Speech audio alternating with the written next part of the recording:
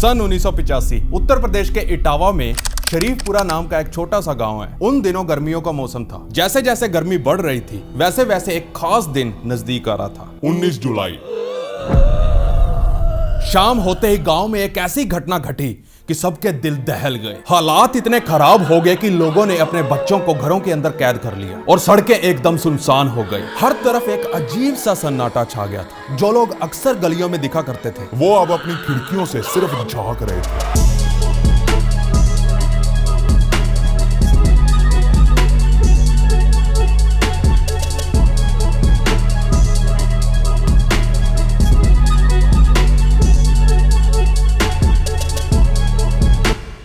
सांसें खांसें इनकी वहीं चली। पर्चे तब भई जवाब कि ऐसी बात हद गई भी जो कि हम लोगों को नहीं, किसी को पहचाना ही नहीं। 19 जुलाई सन 1985 की उस शाम गांव की एक औरत अपने घर के दरवाजे पर खड़ी खड़ी अचानक लंबी लंबी सांसें लेते हुए दम तोड़ देती है और अपने प्राण त्याग देती है। उसके सास ससुर जोर जोर से रोने लगे। गांव के लोकल डॉक्टर ने जब उसकी नब्ज देखी तो डॉक्टर ने उसे डेड डिक्लेयर कर दिया। अब तो उसकी बॉडी भी पीली पड़नी शुरू हो गई थी। पूरा गांव इस हादसे के बाद सदमे में था। उधर घबराए हुए गांव वालों ने उस परिवार को सलाह दी कि इससे पहले कि कोई नेगेटिव एनर्जी पूरे गांव में फैले, बेहतर होगा इसका अंतिम संस्कार जल्द से जल्द कर दिया जाए। हिंदू रस्मों के अनुसार क्योंकि वह शादीशुदा थी तो उसका हार श्रृंगार गांव की औरतें मिलकर करने लगी। अब ध्यान से सुनना, सारी इंटरेस्टिंग चीजें यहीं से होनी शुरू होती हैं। जिस कमरे में उस डेड बॉडी का हार श्रृंगार चल रहा था, अचानक ही वहां से एक औरत की जोर से चीखने की आवाज सुनाई दी। जब बाकी औरतों ने उस लेडी से पूछा क्या हुआ कि तभी उसी कमरे से एक दूसरी औरत की जोर से चिल्लाने की आवाज आई। देखते ही देखते करीब 19 औरतें घबराहट में चीखती हुई उस कमरे से बाहर भाग गई। वो लगातार कांपे जा रही थी, जिसे देख गांव वालों के रोंगटे खड़े हो गए। किसी की हिम्मत नहीं हो रही थी उस कमरे में घुसने की कि कोई जाकर देखे कि वहां चल क्या रहा है। तभी अचानक गांव वालों के कानों में एक अजीब सी आवाज गूंजने लगी। जब सबने ध्यान से सुना तो उन्हें पता चला कि कोई उस कमरे से कट कट कट की आवाज करे जा रहा था, जो लगातार बढ़े जा रही थी, मानो जैसे दो हड्डियां आपस में टकरा रही हों। उस भयानक आवाज को सुन आधे गांव वाले तो तभी के तभी भाग खड़े हुए और सबने अपने घरों में घुस दरवाजे बंद कर लिए। खौफ इतना था कि जो लोग वहां रुके हुए भी थे उनमें से भी किसी की हिम्मत नहीं हुई कि कोई झांक के देख सके कि उस कमरे में आखिर चल क्या रहा है, आखिर हो क्या रहा था उस कमरे में, जिसे देख लोगों ने अपने बच्चों तक को घरों में कैद कर लिया। वो कट कट कट की आवाज अभी भी कानों में चुभ रही थी। बात इतनी ज्यादा बिगड़ गई कि अमेरिका से यूनिवर्सिटी ऑफ वर्जीनिया के साइंटिस्ट जब इटावा के शरीफपुरा गांव में पहुंचे और जो उन्होंने वहां देखा तो उसे देख उनका भी कलेजा मुंह को आ गया।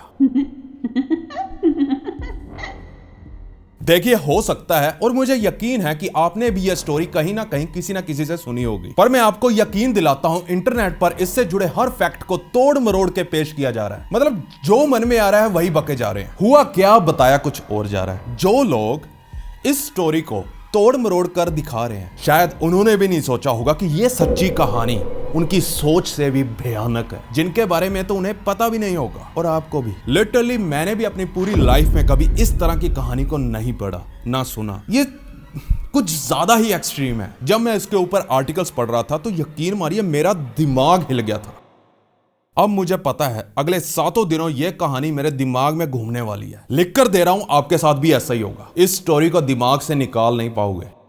आज की वीडियो लंबी होने वाली है। वीडियो में आगे बढ़ने से पहले let me introduce today sponsor उडू। जैसा कि पहले मैंने बताया, उडू एक बिजनेस मैनेजमेंट सॉफ्टवेयर है विद 45+ एप्स। हम इसके CRM और वेबसाइट बिल्डर के बारे में पहले ही डिस्कस कर चुके हैं। आज हम इसकी इनवॉइसिंग ऐप के बारे में बात करेंगे। ये मेरे लिए बहुत यूजफुल है क्योंकि रेगुलरली मुझे क्लाइंट्स के लिए इनवॉइसेस बनानी पड़ती है। पहले मैं माइक्रोसॉफ्ट वर्ड और अलग अलग वेबसाइट से इनवॉइसेस बनाता था जो टाइम कंज्यूमिंग और अनप्रोफेशनल था। उडू का इनवॉइसिंग ऐप एक स्मार्ट और easy to use interface provide करता है टू जनरेट इनवॉइस। आपको बस इनकी वेबसाइट पे इनवॉइस को सिलेक्ट करके कस्टमर डिटेल डालनी है, प्रोडक्ट डिस्क्रिप्शन और प्राइसिंग भरनी है, फिर कंपनी डिटेल्स फिल करके लेआउट सिलेक्ट करना है। लो, बन गई इनवॉइस। और फिर यहीं से आप इनवॉइस को ईमेल वगैरह पर सेंड कर सकते हो और पेमेंट स्टेटस का डेटा भी चेक कर सकते हो। और ये इंडिया के अलावा 160 कंट्रीज के बैंक्स को भी सपोर्ट करता है। सोच कर रहे हो अगर आपको भी इनवॉइसिंग इजी बनानी है तो अभी udu.com पर जाओ। उडू एक ऐप लाइफ टाइम फ्री देता है with unlimited users with no hidden charges. All links are in the description.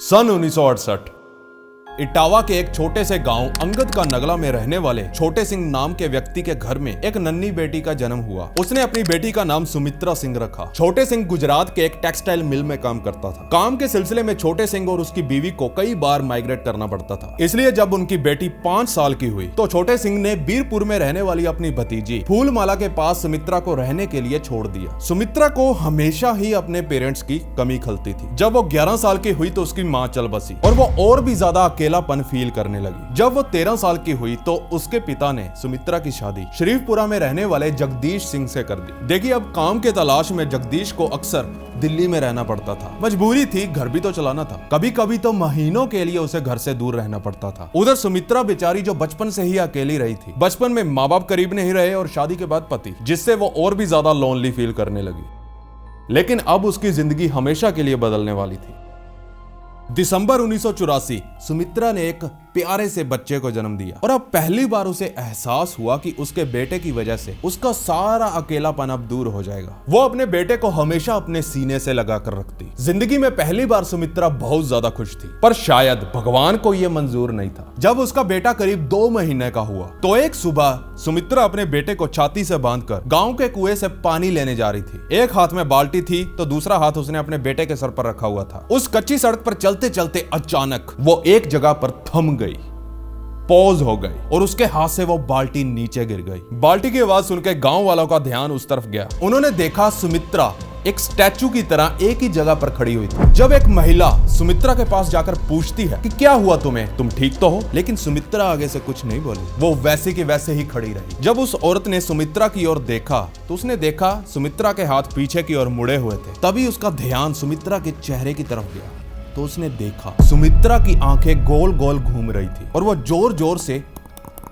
दांत पीसने लगी। वो दांतों को इतनी जोर जोर से पीस रही थी कि उससे निकलने वाली आवाज लोगों को दूर दूर तक सुन रही थी। दांतों की जोर जोर से कच कच की आवाज सुन आगे खड़ी औरत जोर से चिल्लाई और डर के मारे पीछे हट गई, जिसकी वजह से सुमित्रा के सीने से लिपटा वो बच्चा जोर जोर से रोने लगा। उस औरत को लगा शायद सुमित्रा के अंदर कोई भूत आ गया है। देखिए, अब वहां खड़े लोगों को डर लगने लगा था। अब धीरे धीरे सुमित्रा की ऐसी हालत को देखने के लिए वहां भीड़ उमड़ उठी। लोगों को अब कुछ समझ में भी नहीं आ रहा था कि किया क्या जाए। 5 मिनट बीत गए। सुमित्रा लगातार दांत पीस रही थी और अपनी आंखों को तेजी से हिलाई जा रही थी, जिससे वहां पूरा डर का माहौल बन गया। इससे पहले कि गांव वाले कुछ समझते, अचानक सुमित्रा के दांतों के पिसने की आवाज बंद हो गई और उसे एकदम से होश आ गया। होश आने के बाद जब उसने आसपास देखा तो सभी लोग उसी की ओर घूरे जा रहे थे। तब तो उसे कुछ समझ में नहीं आया कि ये हो क्या रहा। तब वो नोटिस करती है कि उसका बेटा सीने से बंधा रोए जा रहा था। वो उस वक्त इतना ज्यादा शर्मिंदा फील करती है, वो जल्दी से उस बाल्टी को उठा के भीड़ से निकलकर अपने घर जाती है बिना किसी से नजर मिलाए। लेकिन उसे ये बात अंदर ही अंदर खाए जा रही थी कि पक्का उसके साथ कुछ तो हुआ था उस वक्त, जिसे लोग उसे बता नहीं रहे थे। खैर, फिर भी उसने सोचा शायद थकान और टेंशन की वजह से ये हो गया होगा, इसलिए उसने उस बात को इग्नोर कर दिया। वो रात गुजरी, कुछ दिन और बढ़िया बीते। लेकिन फिर कुछ दिन बाद सुमित्रा के ससुर जी जब अपने कमरे में बैठे हुए थे तो उन्हें अचानक कट कट कट की आवाज सुनाई देने लगी। जब वो उस आवाज का पीछा करते हुए उस कमरे से बाहर निकले तो वो देखते हैं उनकी बहू एक जगह पर जम गई, एकदम पॉज। उसके हाथ मुड़ गए, जैसे पीछे की ओर मुड़कर टूटने की कोशिश कर रहे हो, और उसकी आंखें घूम घूम कर खोपड़ी में घुसने की कोशिश कर रही थी और दांतों के इस तरह पीसने की वजह से वो कट कट कट की आवाज आ रही थी, जिसे देख सुमित्रा के ससुर के तोते उड़ गए और तैसे ही अंदाज दिया तुम लगा तैसे ही लगाई लोग जाते। और वो घबराया हुआ सुमित्रा की सास को आवाज लगाता है। उसकी सास का इस मंजर को देख गला सूख गया और वो जोर जोर से चिल्लाकर सुमित्रा को होश में लाने की कोशिश करती है, लेकिन सुमित्रा टस से मस नहीं हुई। अब धीरे धीरे आसपास के पड़ोसी भी घर में इकट्ठा होने लगे। सभी लोग सुमित्रा का ये रूप देख सहम उठे। लोग कहने लगे पक्का इसे किसी पिशाच ने जकड़ लिया। 10 मिनट तक यह सिलसिला यूं ही चला। फिर अचानक सुमित्रा की आंखें एक जगह पर रुकी और दांतों के पीसने की आवाज भी थम गई। सुमित्रा को होश आ गया था। अब जैसे ही वो अपने आसपास लोगों को देखती है, शर्म के मारे वो घूंघट ओढ़ लेती है। वो सबसे पूछती है क्या हुआ, अब मुझे इस तरह क्यों घूर रहे हो? उसकी सास बोली क्या हुआ था अभी तुम्हें? सुमित्रा बोलती है कुछ भी तो नहीं, मैं बस खाना बनाने जा रही हूँ। खैर, घर वालों ने फिर कुछ नहीं पूछा। एज यूजुअल सुमित्रा अपने घर के काम काज में घुस जाती है और अपने बेटे को दूध पिलाकर सुला देती है और खुद भी सो जाती है। देखिए, अब घर वाले तो घबरा गए थे। वो अपनी घबराहट में अपने बेटे जगदीश को कॉल लगाते हैं और कहते हैं भाई जल्दी आ जाओ, अपनी बीवी को संभालो। तभी गांव वालों ने सुमित्रा के साथ जो कुएं पर हादसा हुआ था उसकी भी बात छेड़ दी, जिसे सुन सुमित्रा के सास ससुर ने एक लोकल तांत्रिक को बुलाया। उसने अपने मंत्र वगैरह पढ़े और सर वगैरह घुमाया और कहा इसे कुछ भी नहीं हुआ, सब ठीक है। उधर जगदीश ने अपनी नौकरी छोड़ दी और घर आ गया और गांव के आसपास काम करके गुजारा करने लगा, क्योंकि उसके परिवार को डर था कि कहीं सुमित्रा अपने बच्चे के साथ कुछ कर ना दे। तो सुमित्रा ने भी अपने बच्चे से दूरी बनाना शुरू कर दिया। भले ही उसे अपने बच्चे से दूर रहना पसंद नहीं था, लेकिन बच्चे की सेफ्टी के लिए उसे यह कड़ा कदम उठाना पड़ा। अब बच्चा सिर्फ अपनी दादी के पास रहता। एक तरह से दादी ही उस बच्चे की माँ बन गई थी। सुमित्रा अपने बच्चे के साथ तभी टाइम बिताती जब कोई घर वाला उनके पास होता था, ताकि सुमित्रा का अगर वो वाला रूप वापिस आ जाए तो घर वाला उसके बेटे को बचा सके। देखिए यह सिलसिला कई महीनों तक चला। अगले 5 महीनों तक सुमित्रा को बीच बीच में दौरे पड़ा करते थे। कभी कभी तो वो घंटों के लिए उसी रूप में रहती, आंखें गोल गोल घूमना, दांतों का कच कच और एक जगह स्टैचू। पर धीरे धीरे अब उसके साथ कुछ अलग होने लगा। अब वो जब भी उस रूप में जाती तो कुछ बड़बड़ाने भी लगती। परिवार वालों को समझ में तो नहीं आता था, पर उसने बड़बड़ाना नहीं छोड़ा। सुमित्रा के ससुराल के अकॉर्डिंग एक बार तो उसके अंदर एक औरत की आत्मा आ गई थी, जो उसी कुएं के अंदर गिरकर मरी थी। तो एक बार एक बूढ़े बंदे की आत्मा घुस गई। ऐसे ही दिन बीतते गए। फिर आता है 16 जुलाई 1985 का वो दिन, जहां से यह स्टोरी अब बिल्कुल चेंज होने वाली है। सुमित्रा और उसके परिवार ने दोपहर का खाना खा लिया था और सब आराम कर रहे थे। सुमित्रा भी सोच रही थी कि चलो थोड़ा सुस्ता लिया जाए, कि तभी अचानक उसने अपना वो रूप धर लिया। उसका दांतों का कटकटाना और आंखों का गोल गोल घूमना शुरू हो गया था। लेकिन इस बार उसने अपने उस रूप में एक ऐसी बात बोली जिसे सुन पूरे परिवार वालों के गले सूख गए। सुमित्रा एक भयानक और एक पराई और अनजान सी टोन में बोली, आज से ठीक 3 दिन बाद मैं मर जाऊंगी। इतना कहते ही वो होश में आ गई और सभी परिवार वाले भौचक्के से और सहमे हुए उसी की ओर देख रहे थे कि यह साला हो क्या गया, ये क्या बोल रही है। फिर सुमित्रा एकदम से बोली, देखिए मुझे कुछ तो एहसास हो रहा है कि आप मुझसे कुछ छुपा रहे हैं। मुझसे कुछ भी मत छुपाना, फटाक से बोल दो, आज क्या हुआ, आज क्या बोला मैंने। सुमित्रा के पति जगदीश ने बोला, क्या तुम्हें याद नहीं तुमने अभी क्या बोला। सुमित्रा आगे से बोली, नहीं। सुमित्रा के पति ने उसे बताया, तुमने अभी उस रूप में बोला कि आज से ठीक 3 दिन बाद तुम मर जाओगे। सुमित्रा बोली, क्या बकवास कर रहे हो। जब सभी उसके ससुराल ने बात को कंफर्म किया तब जाकर उसने माना। देखिए अब सुमित्रा को भी डर लगने लगा था। आपने नेटफ्लिक्स पर एक वेब सीरीज देखी होगी जिसका नाम है हेलबाउंड। उसके अंदर भी कुछ ऐसा होता है, फर्क सिर्फ इतना होता है कोई आत्मा या कोई चीज आती है परछाई और वो बताती है लोगों के मरने का दिन और टाइम। वो काफी भयानक वेब सीरीज थी। यहाँ रियल स्टोरी में भी कुछ उसी वेब सीरीज की तरह चल रहा है। सुमित्रा की बात पर आए तो अगले 3 दिन तक वो बढ़िया रही, उसके ऊपर कोई भूत सवार नहीं हुआ। 19 जुलाई सन 1985 ये वही दिन था जब सुमित्रा ने भविष्यवाणी की थी उस रूप में आकर कि वो मर जाएगी, और वो खास दिन आ गया था।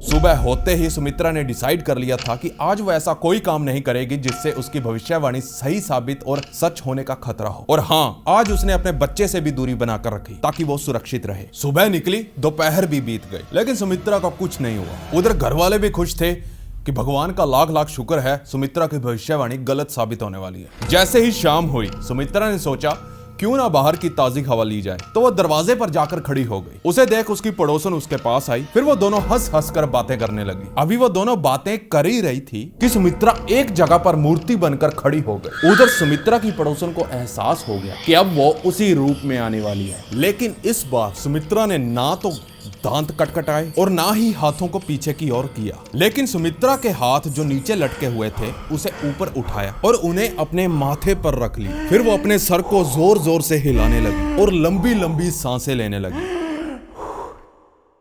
फिर एकदम से उसके हाथ नीचे गिर जाते हैं और वो फिर से दरवाजे पर मूर्ति की तरह अकड़कर खड़ी हो गई। फिर आखिरी बार उसके मुंह से एक लंबी सांस निकलती, फिर वो बहुत ही गहरी और भारी आवाज निकालने लग जाती है। यह सिलसिला कुछ समय तक चला। फिर देखते ही देखते सब कुछ शांत हो गया। सुमित्रा के परिवार वाले भागकर जब सुमित्रा के पास पहुंचे, उन्होंने देखा वो खड़ी थी पर उसका चेहरा पीला पड़ गया था और उसकी सांस भी बंद हो गई थी। परिवार वाले बहुत डर गए थे, तो उन्होंने गांव के एक लोकल वैद्य को बुलाया। लेकिन जैसे ही वैद्य जी ने उसकी हार्ट बीट और नर्व्स चेक की, तो आते ही उसने उसे डेड डिक्लेयर कर दिया, यानी मृत घोषित कर दिया। पूरा गांव इस हादसे के बाद सहम उठा।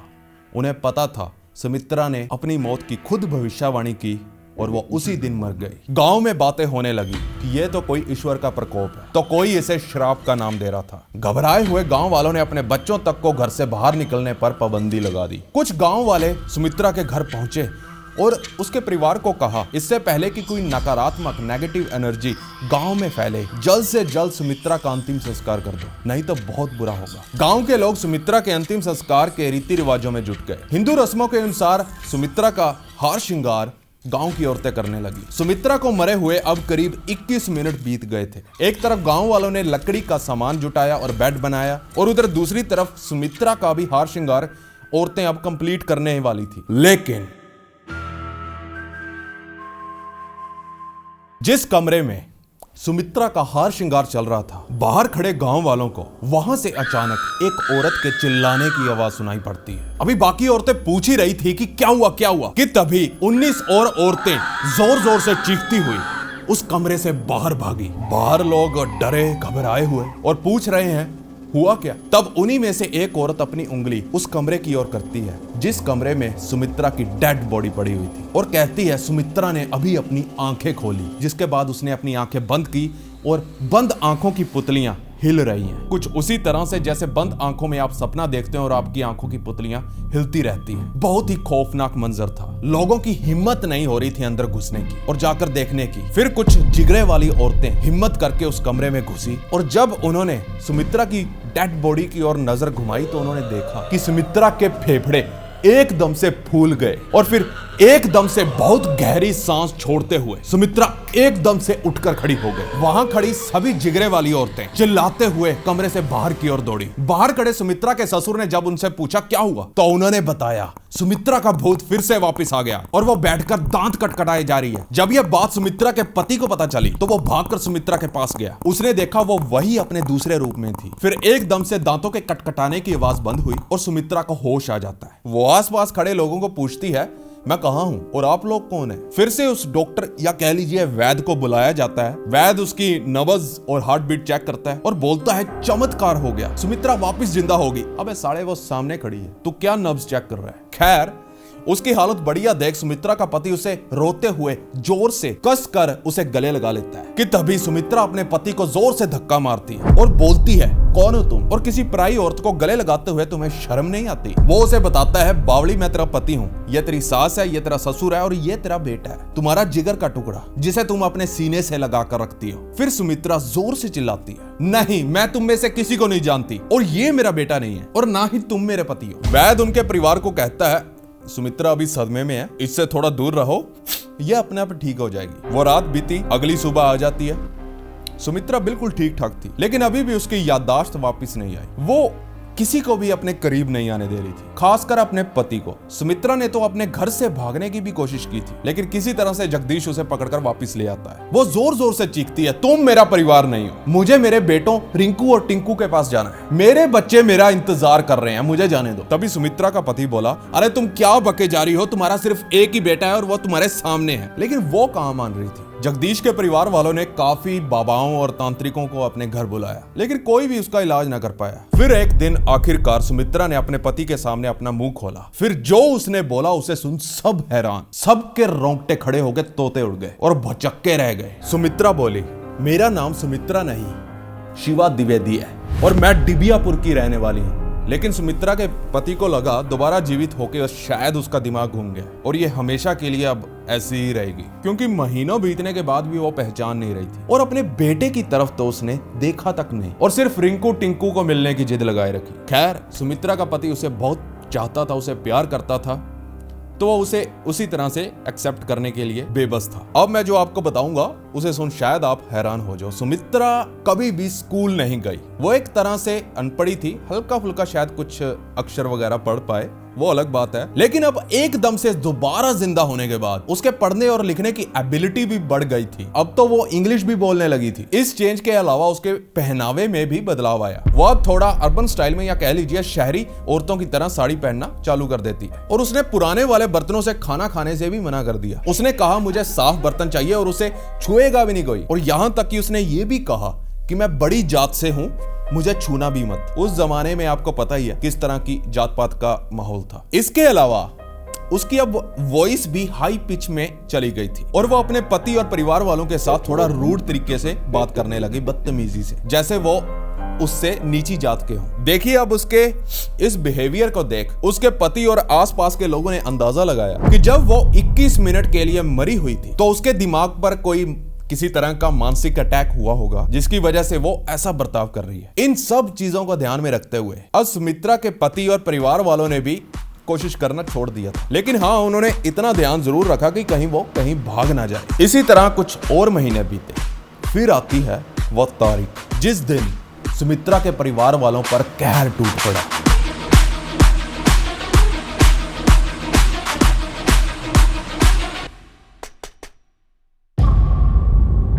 19 अक्टूबर सन 1985 एक अनजान शख्स उनके घर का दरवाजा खटखटाता है। सुमित्रा के पति ने दरवाजा खोला। उसने देखा एक बुजुर्ग आदमी सूट बूट पहने एक बड़ी सी किताब अपने सीने से लगाए हुए उनके घर के दरवाजे से सिर्फ 5 फुट दूर खड़ा था। वो आदमी अपना नाम राम सिया त्रिपाठी बताता है और सुमित्रा के पति से पूछता है कि क्या यहाँ कोई ऐसी औरत रहती है जो कुछ समय से अजीब हरकतें कर रही हो या उसके ऊपर किसी आत्मा ने कब्जा किया हो। देखिए, सुमित्रा के पति को कोई आइडिया नहीं था कि यह आदमी कौन था और कहां से आया था, लेकिन उसे यह समझ में नहीं आ रहा था कि इस साहिब को भला मेरी बीवी के बारे में कैसे पता। सुमित्रा के पति ने थोड़ा टाइम सोचा और उस आदमी को ऊपर से नीचे 2-3 बार घूरा और कहा, यहाँ वेट करो, इंतजार करो, मैं अभी आता हूं।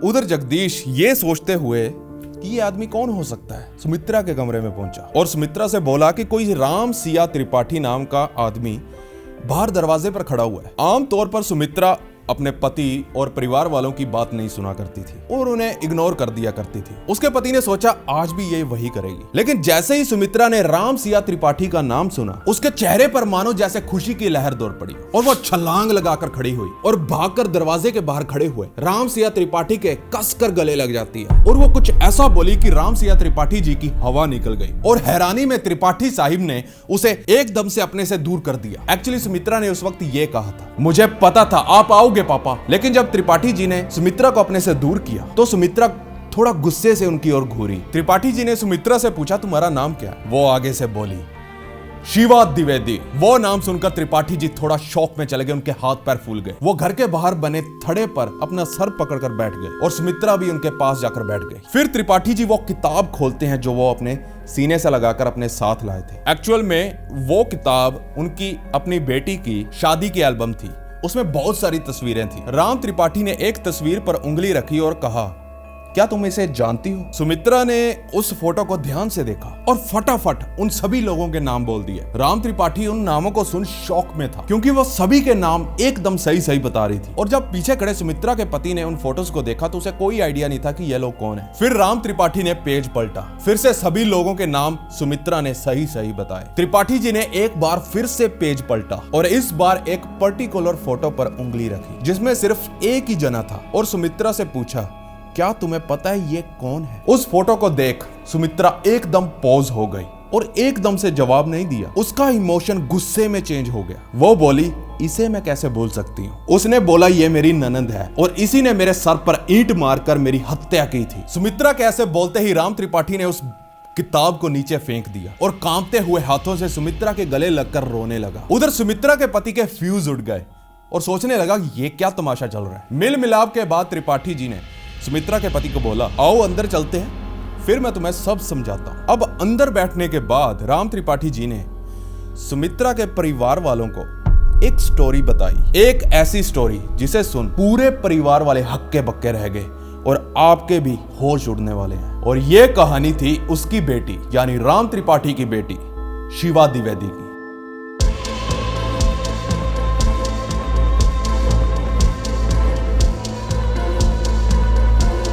वही शिवा द्विवेदी जिसका होने का दावा सुमित्रा पिछले कई महीनों से कर रही थी। लेकिन जगदीश और उसके परिवार वालों ने सुमित्रा का इसलिए विश्वास नहीं किया क्योंकि उन्हें लगा कि ये शायद दोबारा जिंदा होने के बाद पगला गई है। लेकिन जब आज सुमित्रा के पति और उसके परिवार ने राम त्रिपाठी जी के मुंह से शिवा द्विवेदी का नाम सुना तो वो भी भौचक्के रह गए। राम त्रिपाठी अब बोलना शुरू करते हैं। वो बोलते हैं, शिवा द्विवेदी मेरी बेटी थी। वो 24 अक्टूबर 1962 को पैदा हुई और इटावा से ही उसने अपनी पढ़ाई लिखाई और BA पास की। 18.5 साल की उम्र में मैंने उसकी शादी डिबियापुर के छेदीलाल द्विवेदी से की। अब बात करें उसकी दूरी की तो डिबियापुर शरीफपुरा से करीब 100 किलोमीटर की दूरी पर बसा एक छोटा सा गांव था। राम त्रिपाठी बताता है, मैं एक लेक्चरर था और मैं काफी अमीर था, तो मेरी बेटी शिवा के ससुराल वाले आए दिन मुझसे दहेज की मांग करते, इसलिए शिवा की अपने ससुराल वालों के साथ लड़ाइयां चलती रहती थी। शिवा के 2 बेटे हैं, रिंकू और टिंकू। इतना सुन जगदीश और उसके वहां बैठे परिवार वाले और भी ज्यादा हैरान हुए, क्योंकि रिंकू और टिंकू को तो ही मिलने के लिए सुमित्रा अक्सर कहा करती थी। शिवा अपने ससुराल में सबसे ज्यादा पढ़ी लिखी थी, इसी वजह से ससुराल वाले उससे नफरत करते थे और वो हर चीज पर सवाल जवाब करती थी। इन्हीं लड़ाइयों की वजह से शिवा अक्सर लेटर लिखकर अपने पापा राम त्रिपाठी को यह बताया करती थी कि उसके ससुराल में उसके साथ क्या हो रहा है। 18 मई सन 1985 शिवा की अपने ससुराल वालों के साथ बहुत ज्यादा झड़प हुई। उसी शाम शिवा ने अपने मामा को फोन करके बताया कि मुझे मारा पीटा जा रहा है, मामा प्लीज मुझे यहां से ले जाओ। उसका मामा कहता है कि मैं अभी तो नहीं आ सकता, कल जरूर आ जाऊंगा। अगला दिन आता है 19 मई सन 1985। यह वो दिन था जब शिवा द्विवेदी की बॉडी फफून रेलवे स्टेशन के रेलवे ट्रैक पर पाई गई। शिवा के मामा ने पुलिस रिपोर्ट दर्ज करवाई कि उसके ससुराल वालों ने ही उसे मार डाला, लेकिन उसके परिवार वालों ने कहा कि वो झगड़ा करके रात को चली गई थी और कर लिया। पर हैरानी वाली बात थी, उस रात कोई भी ट्रेन नहीं आई थी। उसके सर पर तो सिर्फ एक चोट का निशान था, ना ही किसी कटने का निशान। उसके अलावा उसकी पूरी बॉडी सही सलामत थी। शिवा के मामा शिवा के ससुराल वालों के पास रोते रहे कि प्लीज इसका अभी अंतिम संस्कार मत करो, पहले उसके पिता को आ लेने दो और इसका पोस्टमार्टम होने दो। लेकिन उन्होंने किसी की भी ना सुनी और जल्दी से जल्दी बिना पोस्टमार्टम के उसकी बॉडी को जला दिया। जब शिवा के पिता राम त्रिपाठी डिबियापुर पहुंचे तो उनके हाथ सिर्फ अपनी बेटी की राख आई, जिसके बाद शिवा के ससुराल वालों को अरेस्ट तो किया गया, लेकिन बिना कोई सबूत ना होने की वजह से और बॉडी ना होने की वजह से उन्हें छोड़ दिया गया। देखिए, अब वहीं इसी केस के चलते राम त्रिपाठी को डिबियापुर के काफी चक्कर लगाने पड़ते थे और तभी उसने किसी से ये अफवाह सुनी कि शिवा की आत्मा यहाँ से 100 किलोमीटर दूर शरीफपुरा नाम के एक गांव की एक औरत के अंदर आ रही है। क्योंकि वो पढ़ा लिखा एक प्रोफेसर था तो उसने पहले तो इस बात को नकार दिया, लेकिन फिर एक दिन उसने अपने एक जानकार को इस बात का पता लगाने को कहा। तो उस जानकार ने यह कंफर्म किया कि हाँ, ये बात तो सच है। लेकिन राम त्रिपाठी जी थोड़ा गुस्से में थे। उन्होंने सोचा शायद कोई ढोंग कर रहा है और मेरी बेटी का गलत नाम इस्तेमाल कर रहे हैं। और फिर 19 अक्टूबर 1985 के दिन वो शरीफपुरा गांव जाने का फैसला करता है। मैं आपको बता दूं, वो पहले कभी भी शरीफपुरा गांव में नहीं गया था। उसने तो शरीफपुरा का नाम भी पहली बार सुना था। इधर उधर पूछते पूछते वो जैसे तैसे करके उस गांव में पहुंच गया। उसने वहां किसी से अजीब सी औरत का घर पूछा जिसके ऊपर भूत प्रेत वगैरह आते हैं। तो गांव वालों ने उसे जगदीश के घर का रास्ता बताया और ये सब बताते हुए राम त्रिपाठी जी सुमित्रा के परिवार वालों को बोलते हैं, इस तरह मुझे इस घर का पता चला और मुझे खुशी है मैंने यहां आने का फैसला किया, नहीं तो मैं अपनी बेटी से दोबारा नहीं मिल पाता और ये कभी भी ना पता चलता कि उसका कातिल कौन था। तो इस तरह से त्रिपाठी जी इस घर तक पहुंचे थे। इंटरनेट और यूट्यूब पर तो ये सिर्फ अफवाहें हैं कि सुमित्रा ही अपने पापा त्रिपाठी जी को अक्सर चिट्ठियां लिखा करती थी और एड्रेस भी बताया कि कहां आना है। ये फैक्ट बिल्कुल गलत था। सुमित्रा बनी शिवा का इसमें कोई रोल नहीं था। राम सिया त्रिपाठी जी ने ही खुद अपनी मेहनत से इस घर को ढूंढा। खैर, अब जो सुमित्रा के साथ जो हुआ था पहले, वो मरी थी, वो दांत कचचाने लगती थी और आंखें घूमने लगती थी। जब सुमित्रा के पति ने ये वाली स्टोरी शिवा के पापा राम त्रिपाठी को बताई तो त्रिपाठी जी भी हैरान थे, क्योंकि ऐसा कुछ त्रिपाठी जी ने अपनी जिंदगी में पहले कभी एक्सपीरियंस नहीं किया था। वो यहाँ आया तो किसी बहरूपिया का भांडा फोड़ने, लेकिन खुद शॉक हो गया। 19 मई सन 1985 में शिवा द्विवेदी की हत्या के बाद फिर उसके 2 महीने बाद 19 जुलाई 1985 को सुमित्रा भी अपनी मौत की भविष्यवाणी करके मर जाती है और फिर पुनर्जीवित भी हो जाती है, जिसके 3 महीने के बाद अब जाकर जब राम सिया त्रिपाठी वहां पहुंचता है तब जाकर उन्हें इन सब घटनाओं का कनेक्शन पता चलता है। मतलब शिवा की आत्मा भटकती रही पूरे 2 महीने तक, जब तक कि सुमित्रा की मौत नहीं हुई और फिर वो सुमित्रा की बॉडी के अंदर घुस गई। ये मानना काफी मुश्किल लगता है ना। आपको तो लग रहा होगा ना कि बदमाश भाई कोई कहानी सुना रहा है, ये कोई सच थोड़ा ना होगा। कैसे मान सकते हैं इन चीजों को? क्या पता सारे लोगों ने, उसके परिवार वालों ने या कह लीजिए त्रिपाठी जी ने मिलकर यह खेल रचा हो। खैर, मैं आपको बता दूं, जब इस कहानी को अखबार वालों ने छापना शुरू कर दिया था तब जाकर यह कहानी अमेरिका में बैठे यूनिवर्सिटी ऑफ वर्जीनिया के साइंटिस्ट तक पहुंची। फिर वो साइंटिस्ट खुद चलकर भारत आए और इस कहानी की जांच पड़ताल की और यह कंफर्म किया कि हाँ, यह घटना बिल्कुल सच है और सच थी। और उन्होंने बकायदा एक फाइंडिंग्स भी पब्लिश की थी जिसमें उन्होंने बताया कि यह कोई हॉक्स नहीं, कोई रूमर नहीं, बल्कि यह बिल्कुल सच बात है। उन्होंने बहुत से लोगों के इंटरव्यूज कंडक्ट करवाए और सुमित्रा, जो कि अब शिवा थी, उससे भी बात की। उसकी वीडियो आप देख लीजिए। अच्छा, ये पूछना है तुमसे सुमित्रा मैंने कि नहीं, सुमित्रा मत बोलो मुझसे। हाँ, अभी शिवा ही हो तुम? हाँ, क्यों? क्या होकर के इस दुनिया में जो पैदा हो जाता है वो क्या बार बार बदल जाता है बहन जी? अच्छा, नहीं पहले बदल चुकी हो ना तुम, इसलिए नहीं, पूछ तो रही हूँ। मैं एक बार जब बदल चुकी हूँ, जब मैं एक बार शिवा हो चुकी हूँ, तो क्या बार बार सुमित्रा अच्छा, बन तो सकती तुम हूँ? अभी शिवा ही हो? हाँ, और क्या सुमित्रा बन जाऊंगी तो अब? सुमित्रा के बारे में तुम कोई बात याद है इस नहीं वक्त? है, नहीं है, कुछ वो भी मैंने नहीं? पहले ही कहा, वो अब कह रही हूँ।